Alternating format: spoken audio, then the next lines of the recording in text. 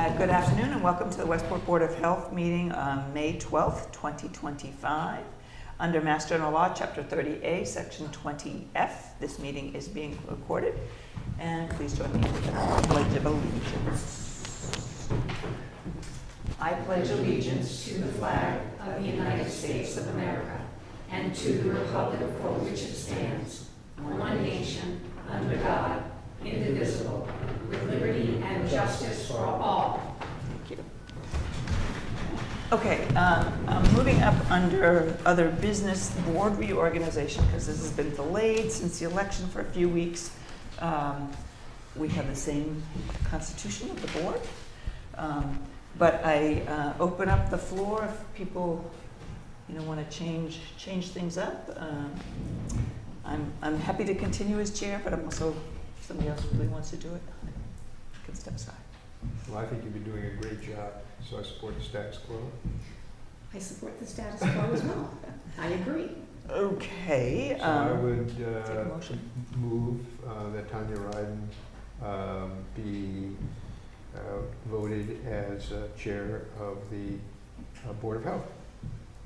Second. Motion made and seconded to appoint Tanya Ryden as chair. All in favor?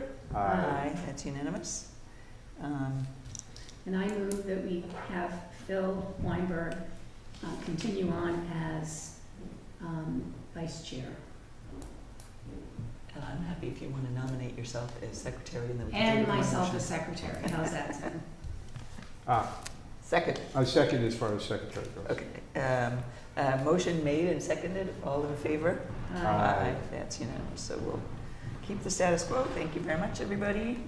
I know we all contribute a lot and have worked really hard, so I appreciate everybody's dedication and work. Okay, moving on to the Director of Public Health.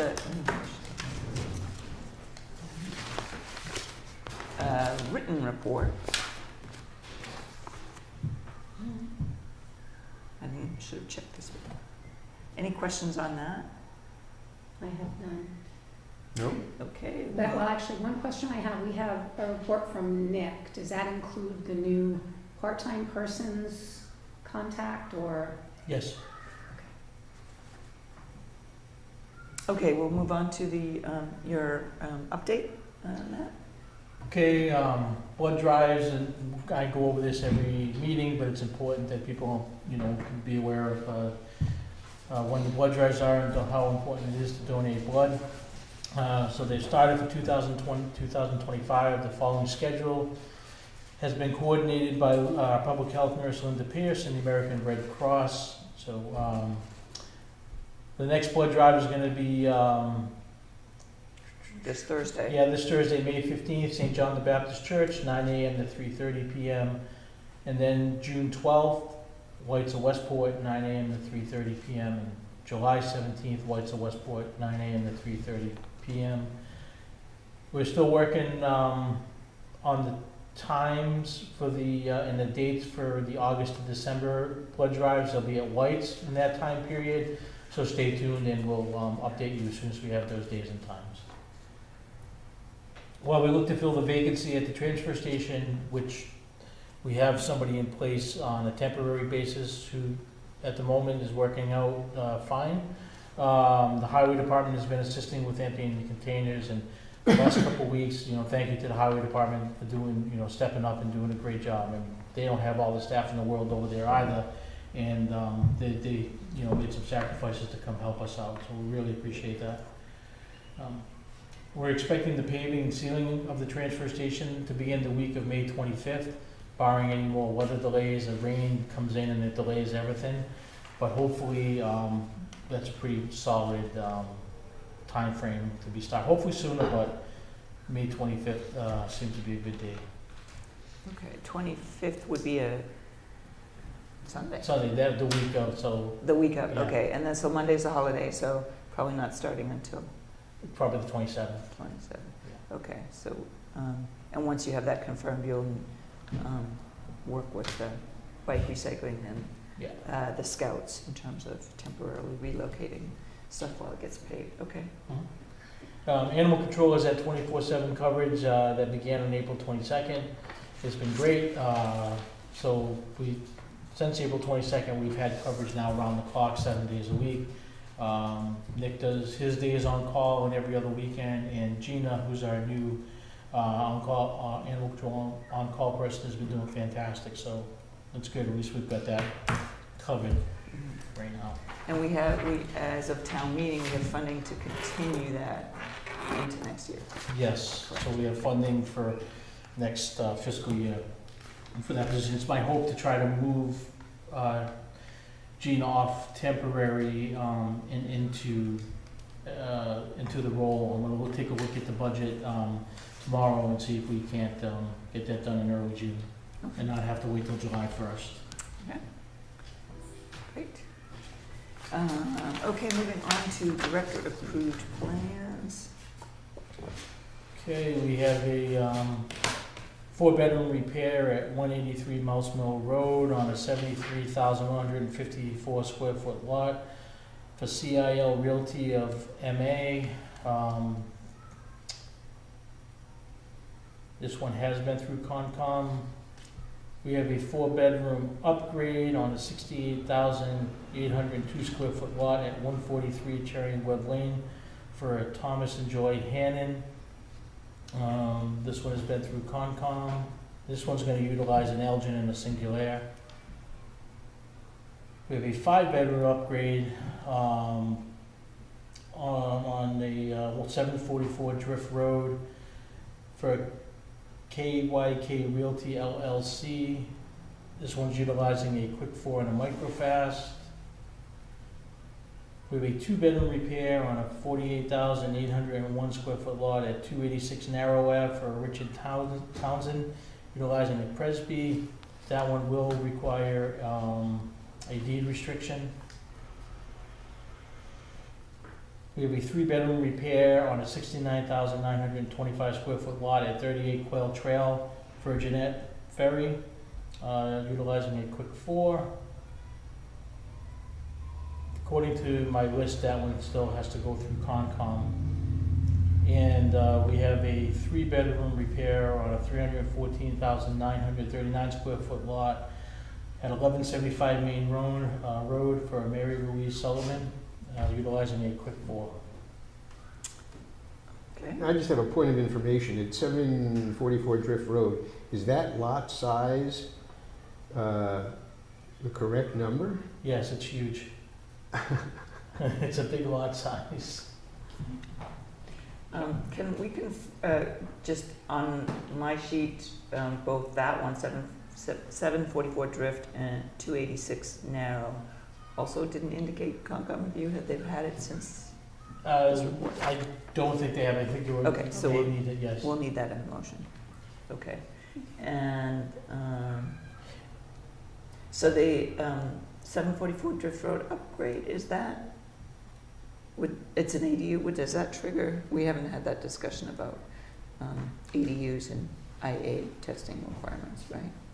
Not IA testing requirements. Okay. Well, so- it's going to trigger the IA testing requirements per the Microfast approval letter. Okay. I don't know if the board wanted to do anything different, or if we're going to talk about that at a future date. Yeah, at next working meeting, okay.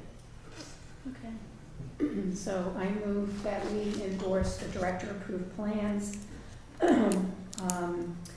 with, for 183 Mouse Mill Road, 143 Cherry and Webb Lane,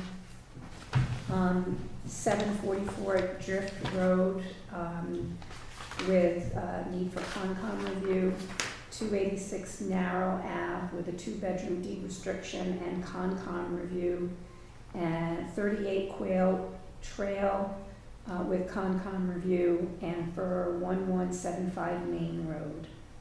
Second. Motion made and seconded to approve the previously listed plans. All in favor? Aye. Aye, that's unanimous. Thank you. Okay, going on to the April 28th minutes. Any questions or concerns? I had none. No, I'm fine. So I move that we approve the minutes for the April 28, 2025 meeting. Second. Motion made and second to approve the minutes for April 28th. All in favor? Aye. Aye, that's unanimous. Okay. Thank you. We can move on to other business. We've done board reorganization, board public health nurse contract approval. You have a copy of her proposed contract, which I believe is no change in terms, other than continuing it for one more year and the new wage rate. Is that correct, Matt? Yeah, it's just that the 3% increase, that's the only real difference. Other than that, it's just everything else is the same. Okay. Any questions on that? No. No. I move that we approve the contract for the public health nurse. Second. Motion made and seconded to approve the public health nurse contract. All in favor? Aye. That's unanimous. Thank you. Next item is application for extension of sampling variance for Tier 3, Baker's Beach, Beach and Elephant Rock. And we have a memo from Nancy about that. It's been 4 years since the last variance approval and we need to extend it again. There have been no exceedances. No exceedances. Okay. So I'll move to approve an extension of the beach sampling protocol for Baker's Beach and Elephant Rock. Second. Motion made and seconded to approve these beach sampling extensions. All in favor? Aye. That's unanimous. We will have to sign those forms, approvals, at the end of the meeting. Okay, next item is 488 Old County Road, which is the pet store. And we're going to have Matt start us off. Okay, so you've all received my memo. Mm-hmm. It kind of as a brief background on the situation. So we were approached about somebody potentially buying the property. The septic is in failure. They did a Title V, the septic's in failure. And somewhere else, so basically, back on May 8th, 2006, they needed a septic repair.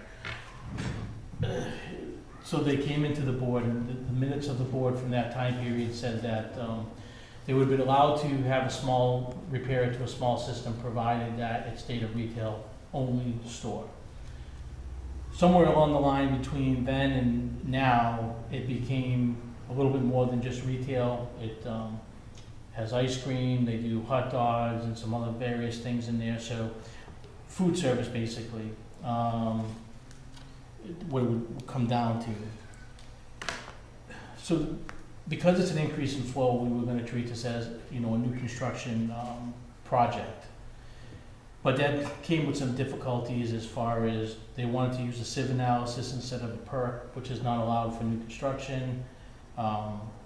They'd have to go out and re-perk it, which might be difficult. So given all these different things that are going on over there, I wanted to talk to DEP and just kind of get a sense of what flexibility that we could have in kind of dealing with this project. And basically, when I spoke with DEP, this is their recommendation. They recommended treating the situation as a repair and not new construction. Accept the sieve analysis in lieu of a percolation test. Allow the continued food service use, given that the operation has been functioning in that manner for, maybe 17 years now. Apply the supermarket design flow criteria from Title V, which is 97 gallons per day per 1,000 square feet, which, if I read the field card right, the footprint of the building is 1,250 square feet, and that would allow 121 gallons per day. Require denitrification, install a grease trap, and require the applicant to contact DEP regarding the potential need for a public water supply. And no expansion, including any additions for bathrooms, that this would increase the water usage at the property. Okay. So, allow the continued existing use, but obviously they have to repair the septic with those, those are the recommendations from DEP. So let me open it up to board members for your input and thoughts on that. And then we'll give some guidance to Matt as to how he can proceed with the applicant.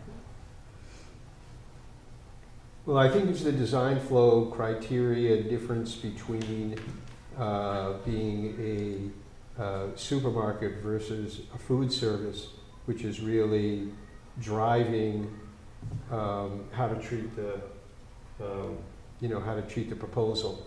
And I think that there's, kind of finessing of what the previous board did back in the early 2000s and allowing it, allowing the continuing operation to exist, that is continuing to serve food, continuing to have. No, it didn't serve food at that time. No, I did. Oh, Okay. yeah, right. Yeah, I don't mean, but I'm saying over the last 17, whenever that transition made, where food was prepared or prepared food was brought there, and people could sit in, consider at the park at the tables outside. So I'm all in agreement with that. I think when the final proposal comes in, that we need to have a more detailed discussion about the recommendation for denitrification, because if it's not new construction, then we have a set of policies. We have a policy for that, and DEP has a policy for that. And so it's, and I think its proximity to, the East Branch there, and being that close, is a consideration. But I think and I think it would be a positive thing to do, and I would support the applicant doing it.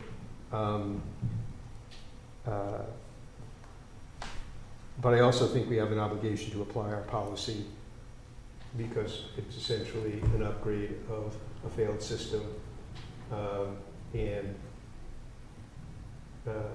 we've applied maximum feasible compliance for that, the way that we viewed it. So, without getting into the details of all that, I just think it's something that needs to be further discussed based on what the proposal is, or conversations that Matt has with the applicant. Okay, Donna, thoughts? I appreciate what Phil is saying, but I do struggle with how close it sits near the river, so it's like right on top of it. Couldn't be a more sensitive location. It couldn't be a more sensitive location. But just for clarification, are we taking a vote on following the recommendations of DEP?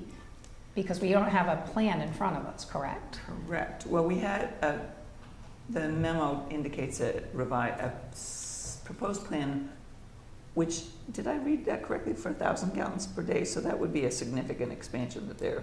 Right, when I first started talking to the consultant for the project, the thought process was new construction following food service, and that's where the 1,000 gallons per day came in. Okay. But since then, those plans came in with the sieve analysis, and we talked to the engineers and kind of had to relook at that. But since then is when I decided to give DEP a call and see if we had any flexibility with this, and this is kind of what we discussed. So yes, 1,000 gallons a day is a minimally required system size for food service operation. Okay. But now that the board has this kind of recommendation, there's a little bit of flexibility in the size of the system. Okay. Well, just because the site is constrained by nitrogen loading limit. Right. So you cannot construct a flow rate of 1,000 gallons a day on whatever that half acre of that site is, because You can't, you yeah, you need could never 10,000 meet it. square feet per, you know, or it's to accommodate 1,000. And that's how but the supermarket flow rate is so much lower. And so that's how But it emerged in I the way it think, did. yeah, if And, we're, and it's the finessing part is not making it new construction so they can get, right, but then it has to be clearly that there is no additional bathrooms, no increased right, use, no Right. expansion of use. right, um, yeah, yeah, In order to Right. sort of right. use that avenue. Okay. And just noting, since it's in failure, we would probably, at the time we get the plans, establish, I mean, is it in public health failure, or is it? It doesn't seem to be an emergency failure. Okay. But the Title V inspector is here, if you wanted to ask him. Okay. I do have one comment. if that's Sure. okay. And just come up and use the mic and state your name for the record, please. Sure. Good evening, board. Good evening, Westport. I'm James Aguirre, Tri-Spec Corporation. I'm the Title V inspector. I'm also the lead consultant. Okay. So I concur with everything Matt has said. The only thing I do want to bring your attention to is we have put a meter on this property since it failed or was found in failure. The current daily use exceeds the minimum standard that is in DEP's letter. That's the first time I'm hearing it tonight. So we're going to have an issue with the current water use of the property with that minimum that's in that letter, where we're going to eventually have another public health hazard on our hands if we design a system that's a 1-for-1, or in this case, slightly less than what's being used per day, So what is being used per day now? 175 gallons. Okay.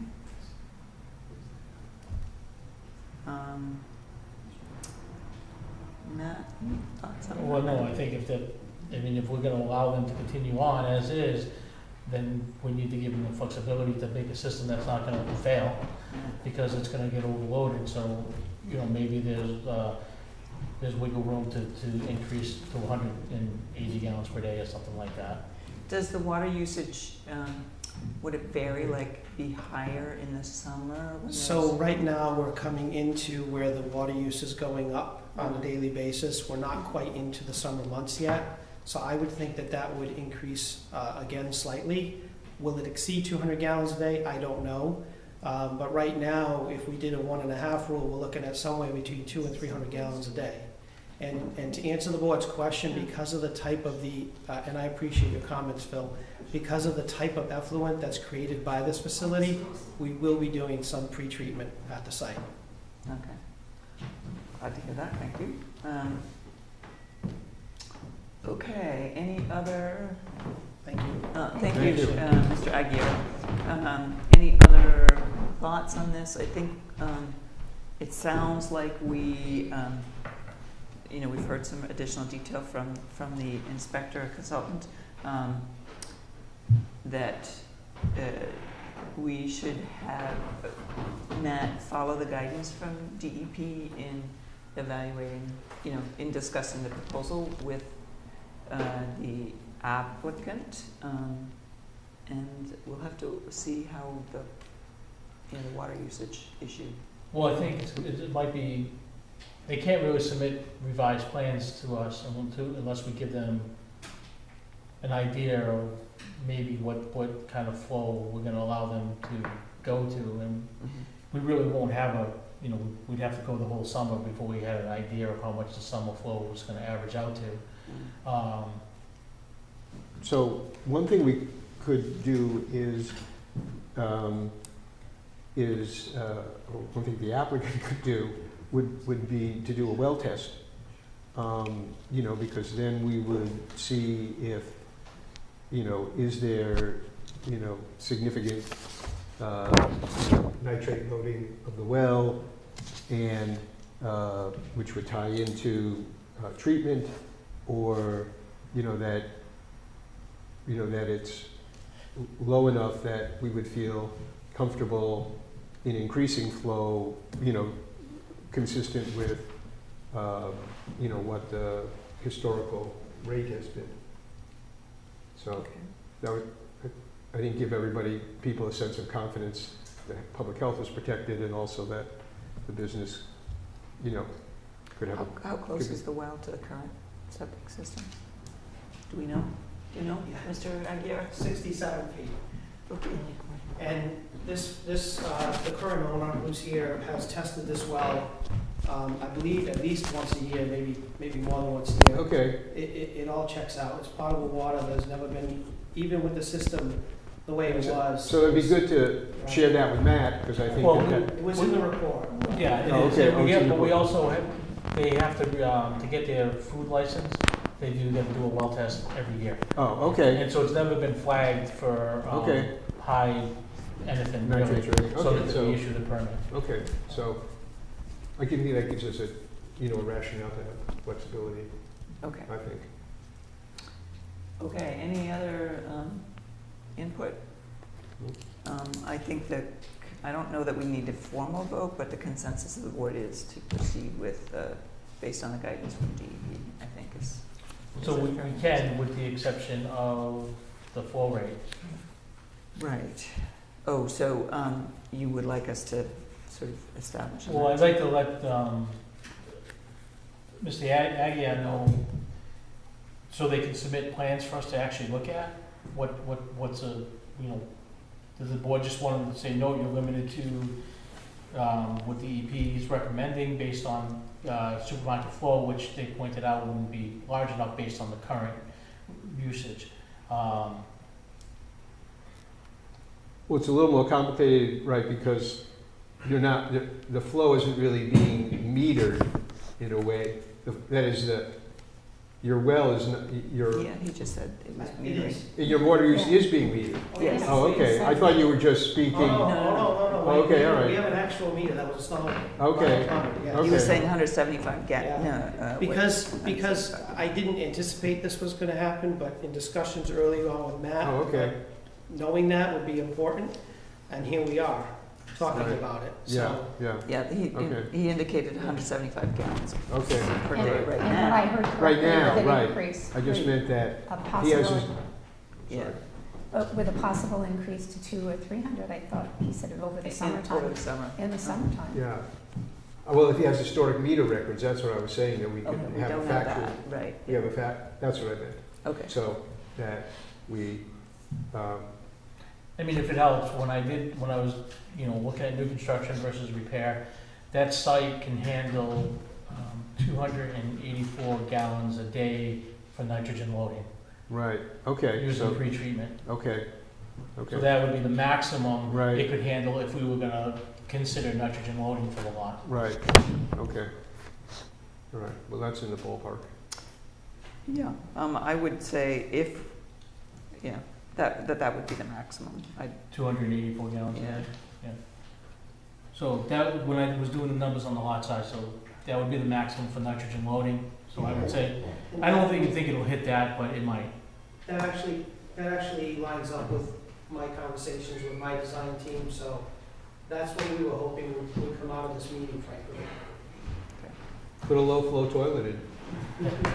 No additional Change the one they have. use. Okay, Okay, all right. so I guess you want to do a motion for a maximum gallon per day, or are you I would fine? just, if the board don't mind, do a motion to follow DEP's recommendations with the exception of going to 284 gallons per day. Okay, So moved. Second, motion made and seconded to follow DEP recommendations with the exception of the maximum of 284 gallons per day for 488 Old County Road, future subject design. All in favor? aye. That's unanimous, thank you. Okay. Okay. Thank Thanks, you, guys. gentlemen.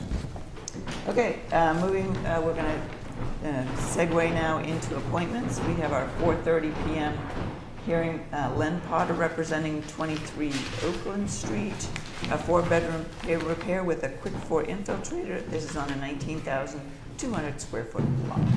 Mr. Potter. Good evening, good afternoon. One Potter here for Taylor Harris, 22 Oakland Street.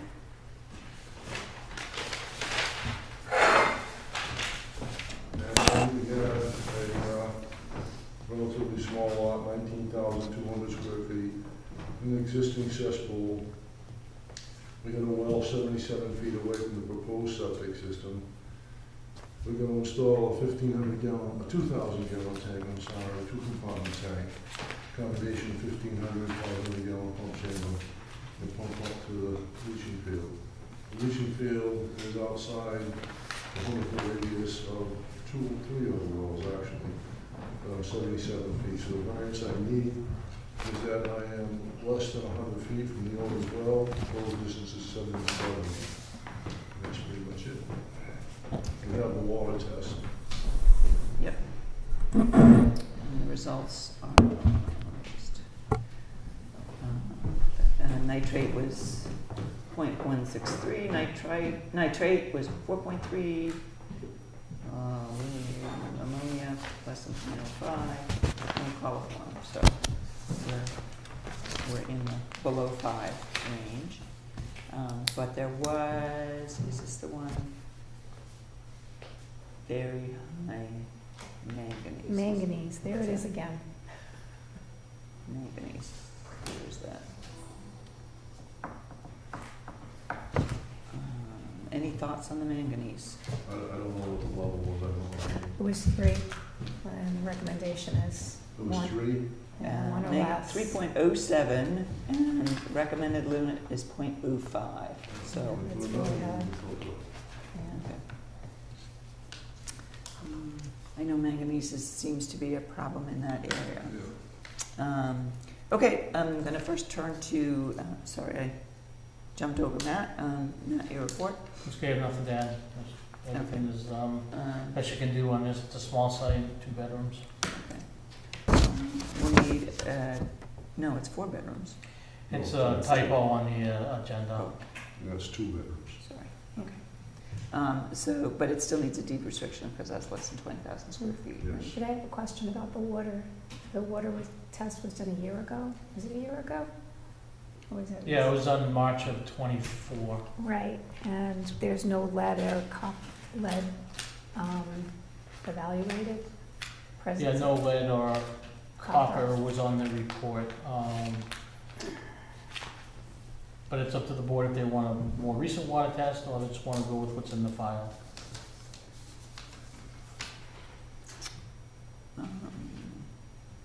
Well, if the well's going to be, my recommendation would be to treat it certainly for the manganese, probably the same treatment. It's a metal, same as iron. Yeah, okay. I think I would be okay. Any other questions or comments from the board? No, I'm fine.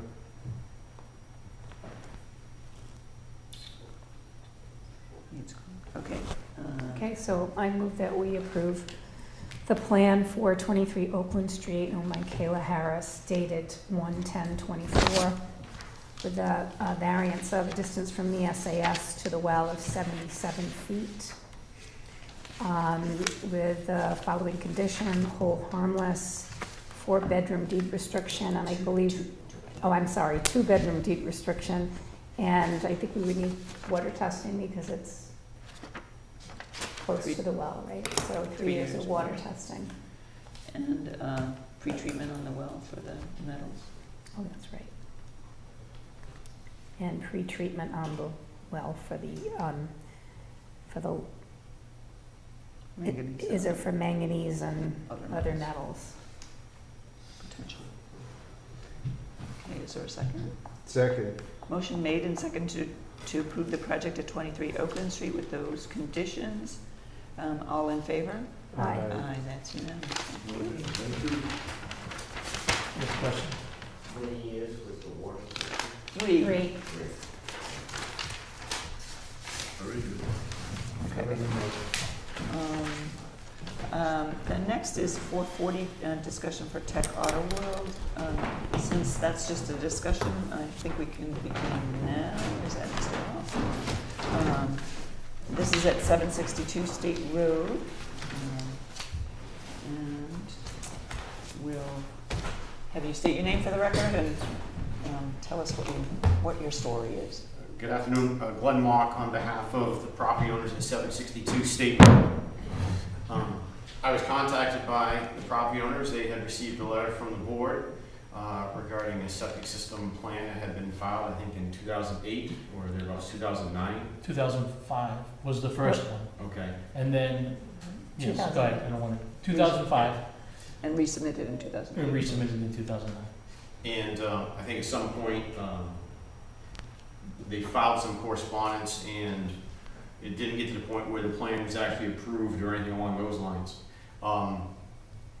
I don't know exactly off the top of my head when the Cardozas took over the property from, I think it was Chiquitas was the original owner of it back then. But there's been a lot of things that have gone on in the property. There was a single family home that was on it. It was demolished and they've added a small garage and some other things to it through building permits with the building department. So I think that the plan that was originally submitted and not fully approved is not necessarily appropriate for the site at this point. And it's going to need to be kind of reviewed and some kind of determination made what might be appropriate given that there's no residents on the property and it's being used as a car lot. The Cardoza brothers who own the property, they feel as though they're not having any problems, they're not aware of any issues with it as far as it having been determined to be failed at one point, but it doesn't appear as though there was any kind of Title V inspection report that identifies that, other than some correspondence that came from the original design engineer, I think at one point, that references being failed. So I don't know if that's a little bit premature to say that it's failed. We might look at it again and try to get an understanding if there's a problem with it. I think the plan might have described it as a cesspool. It does. But I went out there and looked at the site, and I'm not entirely sure what's there, to be honest with you. There seems to be some type of double compartment tank or something. I didn't pop the covers yet. I'll take a look at it. But it's not, when you look at it, it's not a standard cesspool situation. So I think it's going to take a little bit more investigation to figure out what's there, make a determination of whether it's functioning or whether it meets failure criteria, and then make a decision going forward from there. Okay, do you know when it was most recently pumped? No, I don't know. Okay. That would I give know us- that they feel it gets very little use considering it's just the two brothers that work on the property and the business that's there. They have a little bit of traffic with people coming in, looking at the cars around the property, but certainly not used like it would have been as a single family property. Right, and there is a bathroom in the facility though. There's a bathroom in the garage, yes. Yeah, and do they do repairs there? I don't know that I can comment on that. I didn't investigate exactly what they're doing inside the facility.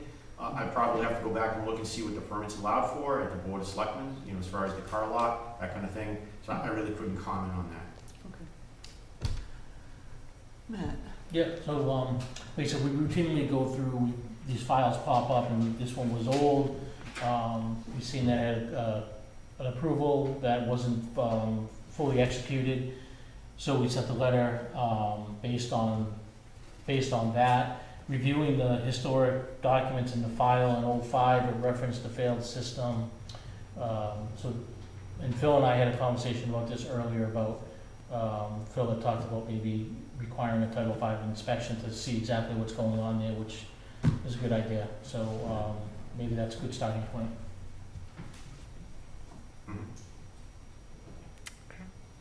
And we have the application here from 2008. But that was when it was still a 3-bedroom home. Okay. And that building was demolished. I think I've got a copy of the demolition, I think in 2015, something along those lines. So it hasn't been there for a number of years. Okay. The other thing is that the water line's coming through there now, so obviously that's going to make a difference to how they proceed. I think originally it showed a well. There was variances required because it's set back to this new septic system that was designed. So some of that's going to need to be reconsidered. Yeah. So the water line will go past this property. Yeah, in fact, it looks like there's probably a service that was installed right up to the property line. Okay. I forgot to ask on the prior one. It was going as far as up Quinn Street. Okay. Feedback, comments from the board? Well, you know, Matt kind of articulated, you know, my comment about it, you know, which there does seem to be some ambiguity about what the nature of the system there is and what the nature of the failure is, if there's a failure, because I think that could, you know, I don't know, drive the schedule that we want to put together to address the problem. So, I mean, I guess, are you in a position to commit to doing that now, or do you need to go back to your clients as to have a, you know, a Title V inspection? No, I think we're in a position to, I mean, they engaged me to represent them on it, you know, across the board, I would say. So I think we're in a position to do a Title V on it. Okay, It's gonna take me a little bit of time to get to it, you know, as Yeah. far as that's concerned. It's okay, not obvious failure, right, so I don't think there's like, you know, imminent health threat right this minute. And certainly considering they've owned the property for many years at this point, kind of came out of the blue to them, right, you know, so. yeah. I would say that I would get to a Title V reasonably quick. So reasonably quick, 60 days?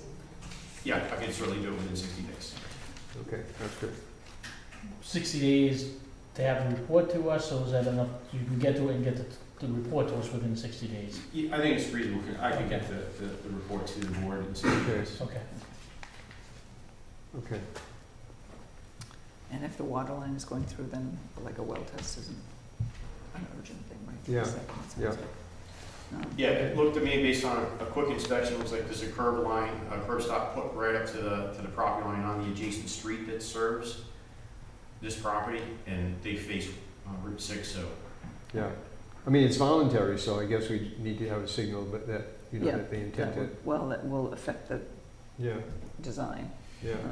Assuming Yeah, so that- as part of the Title V inspection, we'll take a look and see what's happening there, and then any kind of conclusion that comes with it probably would have a factor in the fact that there is a water line coming by, and Right. that would be probably included in our proposal to move forward, so. Yeah, yeah.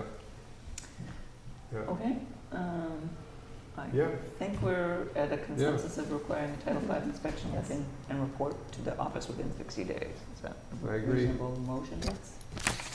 So I move that we require a Title V inspection report to be filed within 60 days of today for 762 State Road. Second. Motion made and seconded to require a Title V inspection within 60 days. All in favor? Aye. Aye, that's unanimous. Thank you, Mr. Walker. Thank you. Thanks. Okay, we can return to our other business.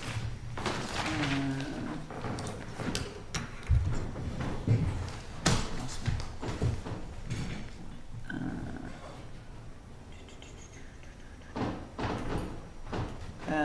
Pine Ridge Estates and discussion. There it is. I don't know, do you want me to start talking? Okay, so so I hope you all had a chance to look at my background document on, Can I maybe just do an introduction? Pine Ridge Yeah, yeah. Estates is a 40B proposed project and currently in front of the Zoning Board of Appeals. There is a hearing on May 21st, a sort of a continued hearing, and there have been correspondence back and forth between the ZBA consultant and the applicants, and they are requesting waivers of various local regulations, which is part of the 40B statute, this comprehensive permit. They have to follow all state law, but the local regulations can be either waived or managed at the ZBA level on behalf of the entire town. So, now, you can. okay, yeah, and so specifically, they are looking for a waiver of the our regulation that sets a maximum acceptable percolation rate, perk rate, or long-term acceptance rate of 30 inches per 30. yeah, 30 minutes per 30 inch. minutes per inch, excuse me, and they're looking for a waiver for that. And, I mean, and we had previously commented in our previous comment letter that we didn't want the ZBA to issue a waiver because we had, you know, kind of general language. We thought that the 30 inches, or 30 minutes was a way to protect the public health and the environment.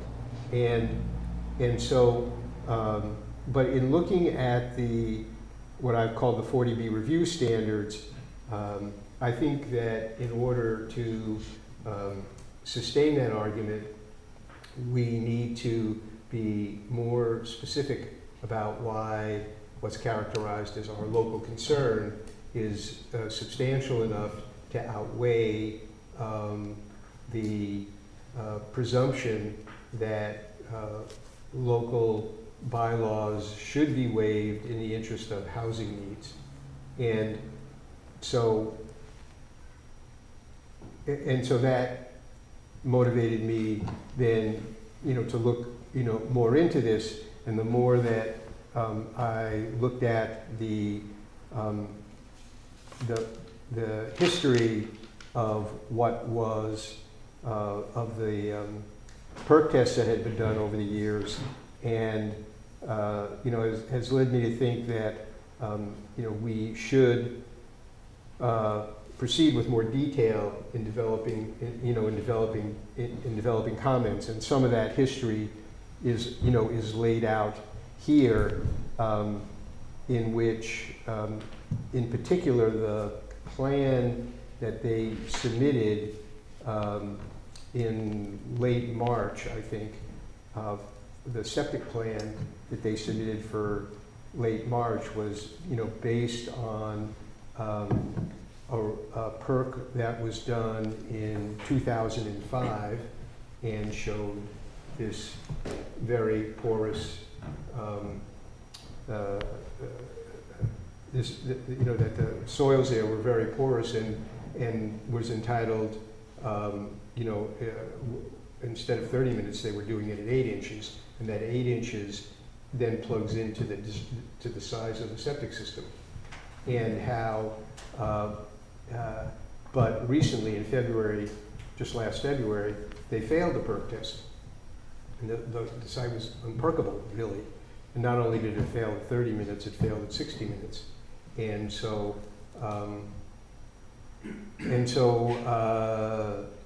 so I want to, you know, with Matt, you know, put together an argument as to why the waiver should not be adopted. And so that's the framework, you know, just to talk about how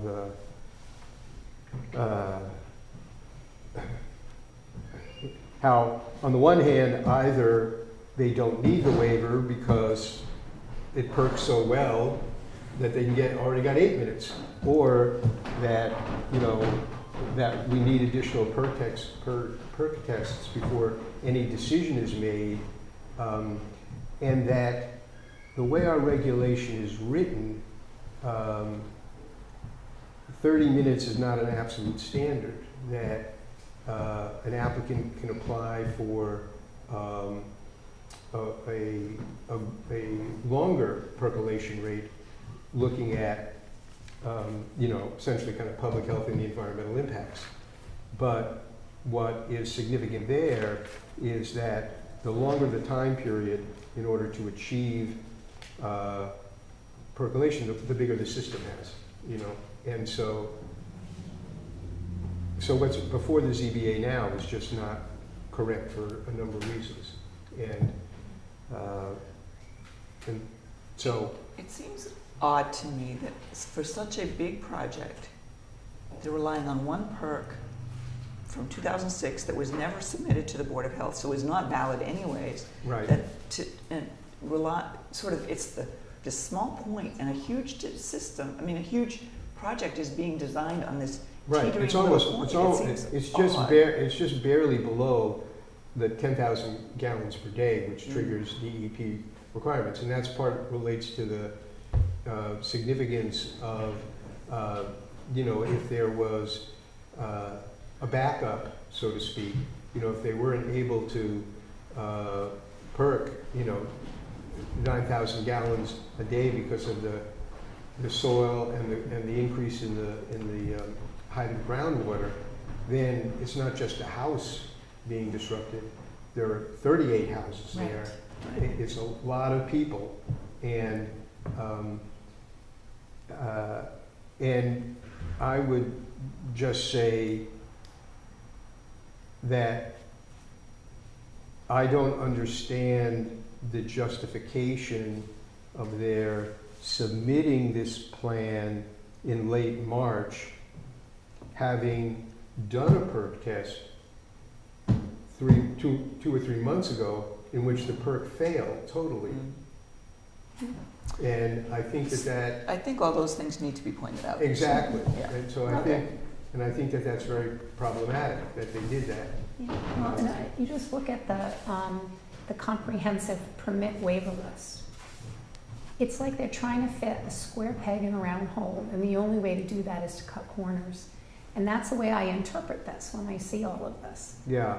Well, without going into details, but just related to the overall, what we're doing is that a lot of their waiver comments are related to the stormwater management plan, and right now there's kind of a dispute between the ZBA's consultant and the proponent's engineer about what the nature of the stormwater management system should be. And whereas previously, in our previous comments, we had commented that we didn't want waivers to our regulation. But I think, at least between Matt and I, come to the agreement that both based on our regulation and based on our practice, that we really defer to the planning board on issues, on subdivision issues. And so a lot of the subdivision issues are, and I'm also, because I sit on the Conservation Commission, working with the conservation agent to have the Conservation Commission comment on the stormwater management system, because that's really regulated under the wetlands regulations. But again, just to point out that the position of the applicant at this point on paper seems to be that the soils are so tight on the site that they can't do an infiltration basin. They can only do a detention basin. But for the septic system, the soils are so porous that, and the soil profiles are exactly the same. So it just needs to be brought into the light, right? And then kind of resolve through the right process, which I think is the Conservation Commission do its job without interference, and the Board of Health be able to do its job without interference. And we're not against, at least because I think that'll end up with the most rational outcome. And and I don't think the ZBA has gotten a true picture of what the circumstances are. So, Okay. so just one more administrative thing. So the hearing's the 21st, and I was thinking, and to me that would mean that, which is I think the Thursday of next week. Anyway, and so I would want to get them our comments before we had our next meeting. And so So, I think I'm going to work that out with Matt, and then he can circulate it individually to you and get your comments on it, hopefully, so that we could get it to them like the beginning of, like on Monday or something, so that they would have a few days to read it. I'm going to suggest, you have obviously dug deep into this Yes, I and have taken it And on. educated it, because who knew? I don't know about this stuff. It's not not my background. What I'm going to suggest is two things. One is Yeah. that we authorize Phil to draft the letter, Mhm. you know, in some consultation with Matt, but, you know, Right. go forward. And if you're available to attend the hearing, should there be Mhm, yeah, questions I'll do on the that. 21st. I'll do that. And I think we might be able to add some Yeah, I minor mean, comments, but I think it's, the substance Right. is going to come from you, Yeah. and I'm comfortable with that. yeah, So yeah. Well, yeah, I yeah. would suggest a motion Right. to authorize Phil to draft a response memo with regard to the perk rate waiver request, outlining all the things you've discussed today, the inconsistencies and the problems, and the fact that we don't have any data, or certainly. Right. You can't design 38 systems on one perk, so there's just a lot of missing pieces here. And so just allow, Phil has done all the work already, just authorize him to write the letter and represent the board at the So ZBA moved. meeting. I'll second that. All in favor? Aye. That's unanimous. Yeah. Yes, Matt. Just gentleman in the back has a question, but before you get to that, it just seems you can't, without a perk test, not knowing if you can even cite a system there, it seems like there's an awful lot of work going on around us and involved with this, when that should be the first thing that should be. Can we even put a septic system there and do this? And it seems to be, you know, that's been danced around a little bit, so Yeah. when we do develop the comments, we should probably really put some strong language in there to point that out in some way. Well, you know, I mean, what's illustrative of that, and what I think that we can press for, you know, is at the last ZBA hearing, this issue about who was right about the stormwater management system, that the ZBA did not order them, you know, to do additional borings, but they ended up doing it, and doing it like the next day, because, you know, the attitude of the ZBA was, well, you know, this should be done, you know, to clarify this. And so that's certainly one thing that we can request. And I know Matt has been reaching out to the applicant about it, and just generally what we're saying, you know, it would be helpful to have information about this, and has not gotten a response. So I think that the fact that they didn't report, well, I mean,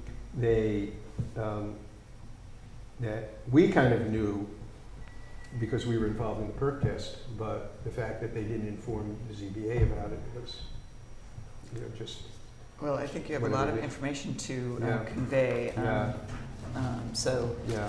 we will let you have at it. Right, and that's why I'm just saying, if there's time, that's why I appreciate your feedback about it, because. Sure, I'm happy to. Yeah, you know, It's not just that I say, don't yeah, want this, to you know, comment, but I I get what want you're that saying, you know. you're the I mean, lead. Yeah, you know, I mean, make it digestible, because it is just complicated. Okay, all right, great. So we'll move on. Before we finish up, Can you take, you Sure. want to take public comment on that, or clarification on something? you need to come to the mic and state your name for the record.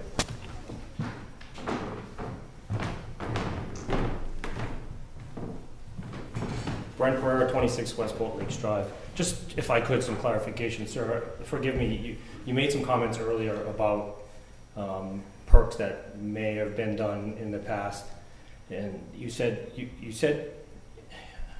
in two different sentences, you said like the perk failed, and then you made reference to the area being perk well.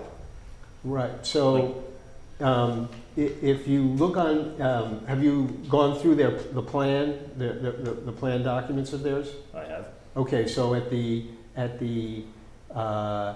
towards the end of the plans, they have a detailed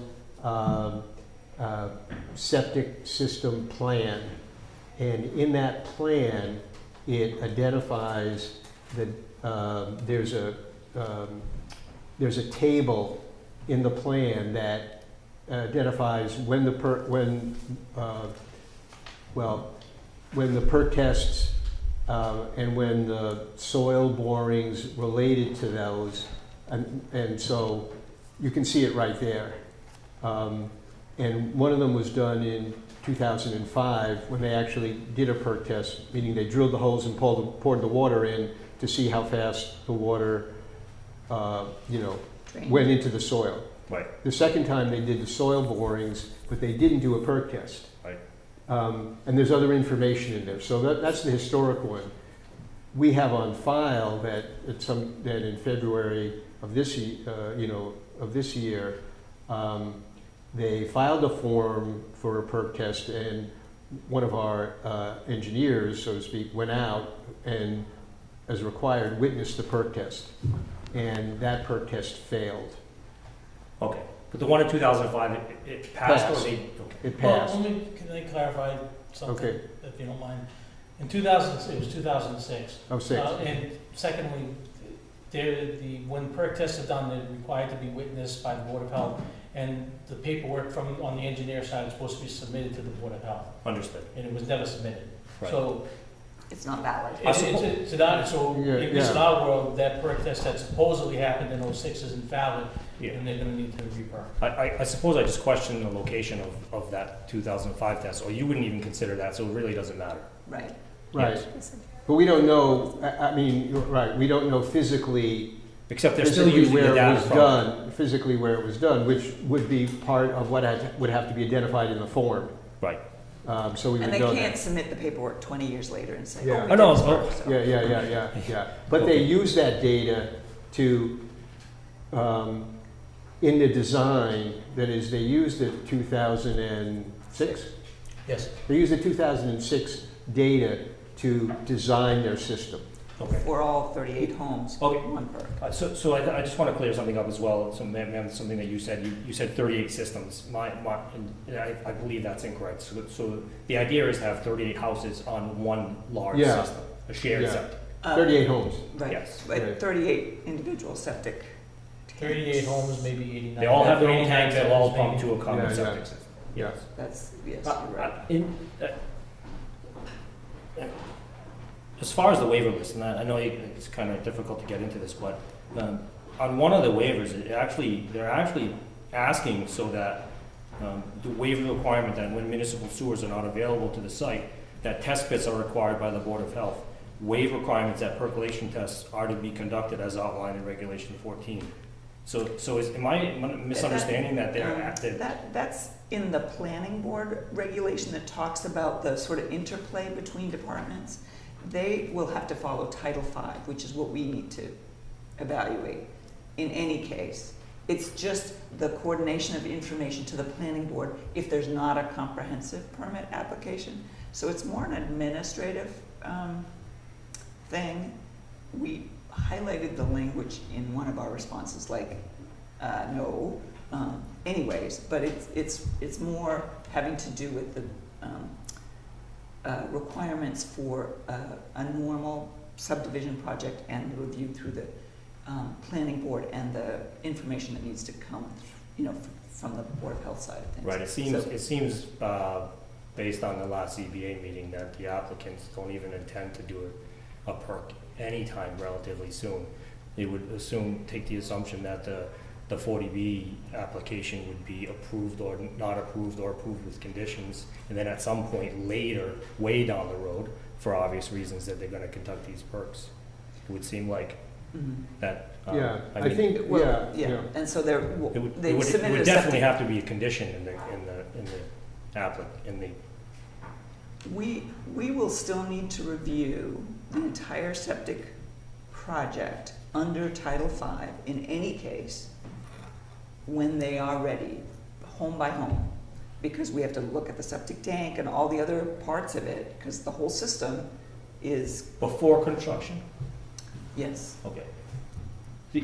Well, I mean, they could build a house without connecting to a septic system and then waste a lot of money if they can't get a. It's my septic understanding system. that they would be required to construct the entire septic system prior to even the first building permit issue in the whole entire subdivision. That was brought up, and what, is that accurate? They would have to install, because all of that stuff would have to be inspected as such, and then, only then they would be able to start or get issued a building permit. It seems like, obviously you're all aware of the project and the intensity of the project, even though many will downgrade it as it's just, 38 houses crammed into like 24 acres, all with individual wells that are going to be very close together, which is a whole nother question of validity. Is when does the Board of Health start talking about the well placement and whether that is actually a viable thing? There's some other factors, like Phil and I talked about this earlier, about the potential size of the septic system, right?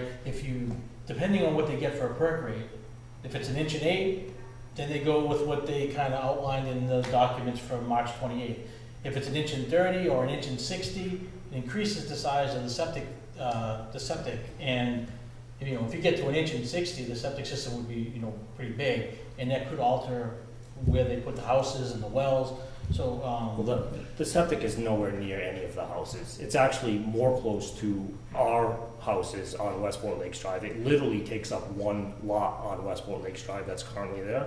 That septic is going to be nowhere near any of those 38 houses, but it is going to be near our houses. And it's shocking to me that 38 houses can be a septic system can handle all of those houses. And only have the same setbacks as a normal residential septic system. It doesn't make any sense to me. If the septic field is as such to be able to handle 38 houses, I've been told that the setbacks to other wells is the same exact thing as a residential septic layout, which it doesn't seem like that's even feasibly possible. How does a septic system large enough? If the system is, designed appropriately, it should be putting, that the leach field is, well, forgetting the pre-treatment, but the leach field is treating the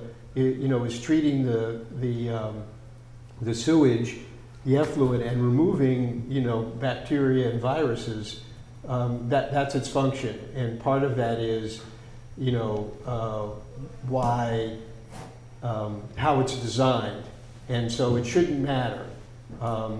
And there are other, I don't know exactly what the setbacks are, but just generally,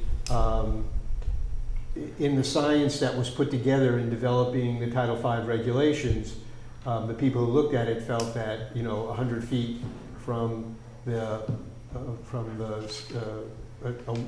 properly designed septic system was enough to protect the well. Okay. So, but there was one other thing that you were mentioning, which is that, so I could foresee, for example, that they could put in the septic tanks sequentially, right? And put in the plumbing, so to speak, that's going to go from the houses into this big centralized pump chamber that's then going to pump the effluent, down to the leach field. But it would make absolutely no sense, to build a small pump chamber and then substitute it, make it bigger, any more than we'll build a small leach field and then we'll tear it up and build a bigger one. And then, so they're going to build the leach field, I would believe, and the pump system to accommodate all 38. Yeah. But they're going to do septic tank by septic tank as the houses are constructed. Okay, thank you. Is the board, most of this talk I think today was on the rate of perk that they're looking to waive. Yeah. But are you also considering the potential that they want to waive the denitrification requirements that Westport carries? They've committed to do that. They dropped that. They waiver dropped the request. waiver because they've committed to do it. Okay. In their most recent comment letter, which was filed last Friday, I believe, they specifically stated that they were no longer pursuing that waiver because they've agreed to put in the D-Night system, and their septic plan, their model septic plan includes the D-Night in it. But I will say, just, this is, for us, a very large system. It's going to require a lot of close monitoring. We have the ability under Title V to establish conditions for approval. And this is obviously, I'm not sure it'll ever get to that point, but if it does, there's plenty of opportunity for us to establish pretty rigorous monitoring, because if it fails, it's a big failure. So we want to make sure. Yeah, I mean, they have reserved leach field, leach area as is required, but it's just a bunch of questions. Like, why are we not? Why just perk both areas and make sure it's valid? You should ask the applicant. Yeah. The last thing, and I'm sorry for taking up your time, but the last thing that and I know this is not really something that you could take into consideration. I mean, they very keenly designed this system with 38 houses, which each house is having a specific amount of bedrooms, 2, 3, 2, 3. And in my unprofessional opinion, that seems like a difficult thing. So a 2-bedroom will actually have 3 rooms, but one of them is called a den. Like, how do we even pay attention to those 2 bedrooms that the system is designed like less than 100 gallons in order to fall under Title V and not have to be some other commercial type of system? How do we know that we have to generally understand that a majority of these houses, and I don't know how many 2-bedroom houses sell in Westport or in this day and age. Like, who's looking for a 2-bedroom house? Probably not that many people, but I'm sure that den is going to turn into another bedroom. So I don't. The flow that the design is, it's so barely under the maximum that it's so concerning that how do we, what happens when all of that is overtaxed and they put too much into the system and then it does fail? I mean, it's. We're pretty aware of the variables and concerns, this is a pretty proactive board around protecting the environment, and we're going to do the best we can under the whatever constraints, whatever the ZBA approves. You covered, like, would it be under your purview as far as paying attention to Rivers and Streams Act for this type of thing?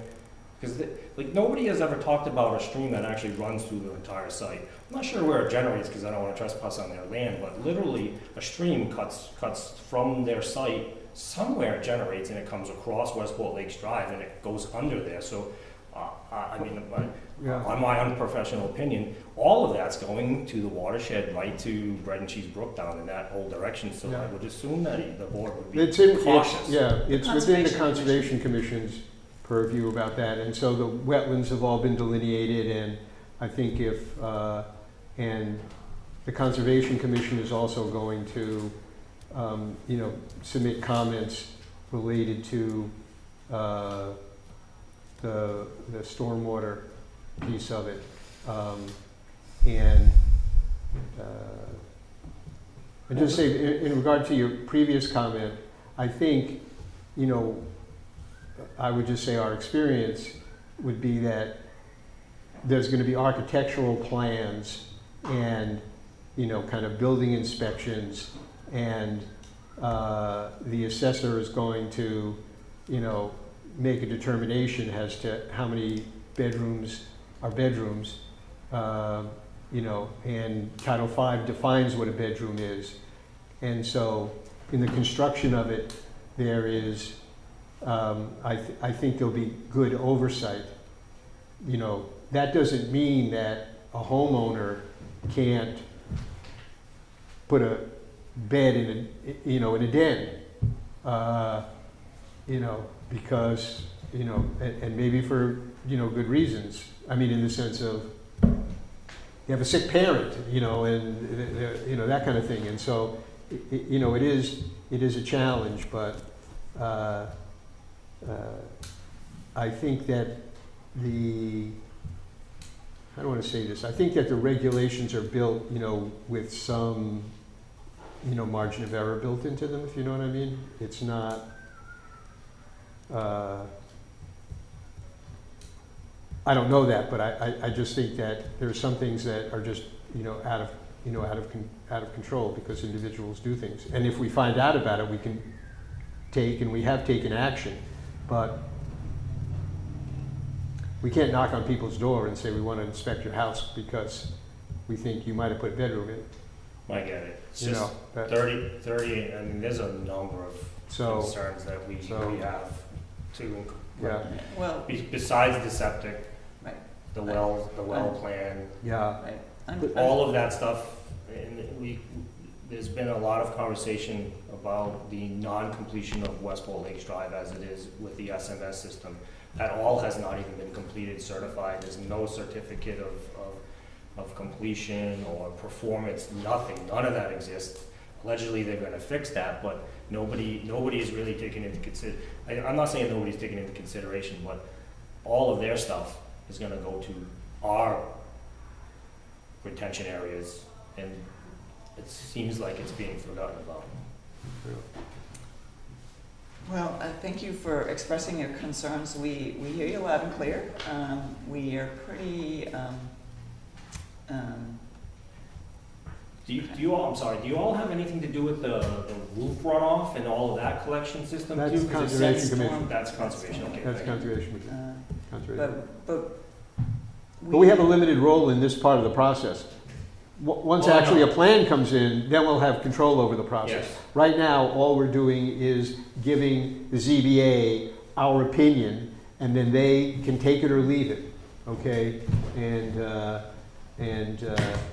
But this is a situation where in any event, they're gonna have to come back to us and prove to us that the system is gonna comply with state regulation.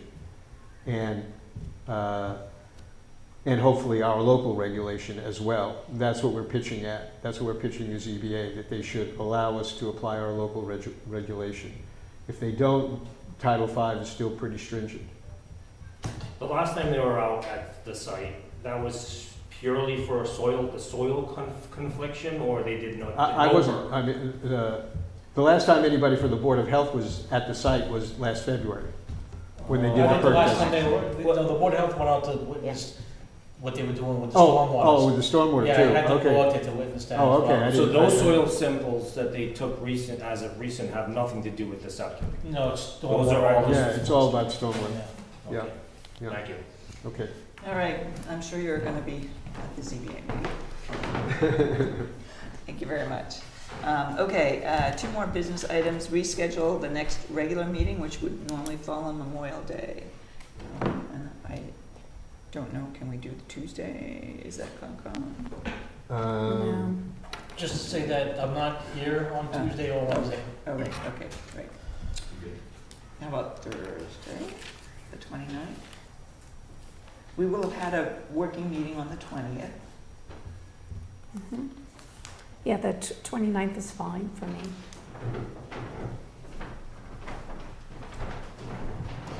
And did you want to do 4 PM or earlier in the day? I'm okay with earlier in the day. I'm sorry. I was Can you check your, moonlighting. oh, can you check your, What day is this? we're looking at the 29th. 29th for Oh, the rescheduling the 29th, Board of Health okay. meeting from the 26th. Oh, yeah, Thursday I'm sure would be fine. Oh, How about 2 p.m.? let's see, 16th, 22nd, okay. At 2 p.m.? Is that what? Yeah, does that That's work? okay, that should be Okay. fine anyway. So, Okay. I'll take a motion to reschedule our next regular meeting to May 29th, 2 p.m. So moved. Second, All in favor? Aye. That's unanimous, thank you. Board member updates? I'm not saying another word. Okay, so there are 2 mental health awareness events this week. One on Friday at the Council on Aging called Loneliness, the Silent Epidemic. And I will be presenting that. It's a discussion as well as a presentation from 10 o'clock to 11:30 at the Council on Aging.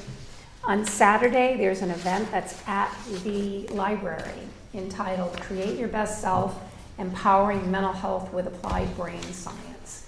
That is from, again, 10 to 12 at the library on the 17th, which is a Saturday. And the speaker would like people to RSVP. So her phone number is 603-831-4312. That's 603-831-4312, and the speaker's name is Feather Windwalker. The other thing I wanted to bring up to the board is that River Days is in June on the 21st. And I have told them that the Board of Health will have a table because I plan on being there. So I don't know if anybody wants to join me. I have nothing else scheduled for that day, so I could be there for the day. If there are topics and things that you think we need to have available in information, if anybody wants to participate in that, please let me know. I know that we have the, Matt, do you want to talk about the presentation on the 21st? Oh, yes. So we're having, on the 21st, the collaborative has arranged a tick biologist, an epidemiologist from DEP, and another entomologist to come in and talk about ticks, the entomology, the biology of ticks and the diseases that they carry, and kind of go through that in detail and talk about it with the group. So we've extended an invitation to the Watershed Alliance, Buzzards Bay Coalition, and then people within different collaboratives throughout the state. So I think we have about 27 people attending now. I'd really like to get that number up, as high as we can without overloading the room. I think it's important, especially with, Lyme disease and the Lone Star tick. Sorry, that's just flew out of my head. With the disease that tick carries, it's becoming more prominent in our area, and I think this is an important training or information session to attend. And what time is it? It's 9 to 3. 9 to 3. 9 to 3. Yeah, they have nice little gift bags and where is stuff. it? The library? And they're nice giveaways. Lights, okay. I'm going, my husband just came down with Lyme arthritis in his knee, so it's devastating. Definitely want to be, learn more, and so that would be a topic and for us to highlight at the Riverdale. Avian flu, there's lots of health topics we could talk about there. And I forgot to mention the opioid settlement advisory committee. We meet on Tuesday of next week.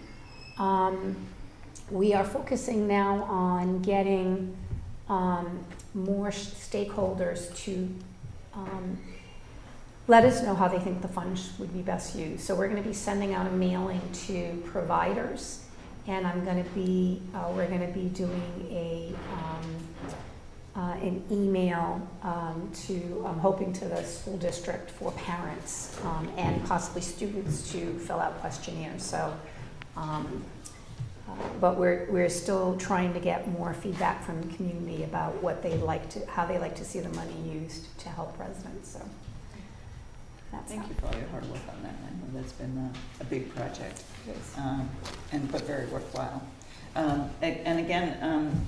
There's information also on my Board of Health Facebook page with a link to the Feather Windwalker website where you can also register. And It should be on the And- town, Nancy posted the events Oh. on the Board of Health website. Oh, okay. And I believe that that information should be on there with the phone number to call. Okay, but you can go to the website and register it directly as well. And the tick training, I believe, is on Facebook from the Watershed Alliance. so, Okay, yeah. There's ways to get information about that as well. I was just going to say that I could help you at the River Day. Okay, great. And what I was thinking about, an area of questions that we might get, was about accessory dwelling units. And so I was thinking, you know, depending on workload, if we could pull together just like a little fact sheet about it, that might be helpful. We've already created Yeah. one. Oh, good, There great. is. It's down here, it's upstairs, there's Oh, little good. pamphlets, and Great. I think that'll be great. Yeah, it's a Yeah. coordinated one with the other departments. Oh, great. There's my pointer. And I think if there's any of those little bags left over from the tick presentation, that may be able to give some of those things away. Yeah, because there'll be stuff with educational materials Yeah. and some other goodies. So it's the 21st at 9? And yeah, it starts at 9. Okay, Registration starts at 8:30. okay. Coffee, Danish. Okay, anything else? Any other unanticipated? I don't have anything. Reminder, we have our working meeting May 20th at 10 a.m. And we have a bunch of topics already for that. ADU, bedroom count, looking at well regs, I forget all the topics. we So, have. just the well regs, you know, Phil and I gotta, you know, we really haven't made much progress since the last time we talked about it. It's Okay. been, you know, kind of busy with other things, so maybe Phil and I can get together before the 20th and talk about If not, that. I mean, it's sort of an opportunity to kind of re-engage and restart there, but I forget what else. We had a bunch of topics on the meeting when we set that up. I forget what they all are. Okay. And what time is the 20th that we're supposed to meet? The Working meeting is at 10 a.m. At 10 a.m. At 10 a.m., okay. Well, oh, okay. That's when the Westport mitigation plan people are meeting. At least that's what's in my calendar. Do we need to change it? Okay, well, is what it is. I don't think they'll change that, but I could reach out to her. Well, we set this a while ago. Yeah, We can yeah. move it later in the day. Like Well, 1 let o'clock? me, I'll check and All right, and make let sure I Matt have that know. right. Okay. But, Do you have time later in the day that day if we had to? I do, the opioid settlement fund committee is at 6 p.m., so I have time later in the day. That's just it. okay, Okay. Or earlier in So the day. potentially backup is for the afternoon, but we need to post that, so. the meetings are usually just a half an hour. Though the Your- hazard, your we meeting? could go to, The The hazard hazard one. mitigation are usually oh, just so a we half could an go hour. to 10:30 and, Yeah, so, Okay. Or at 11, where are you going to 11, be? yeah, that's, yeah, okay. Right. Well, let Matt know and Okay. we'll adjust the okay, calendar accordingly because people are flexible. okay. Okay? Okey dokey. So if there's no other business, then I move that we adjourn this meeting at 5:30. Second. All in favor? Aye. That's unanimous. Thank you, everyone. We'll see you on the 20th at some point and then on the 29th for our next regular meeting.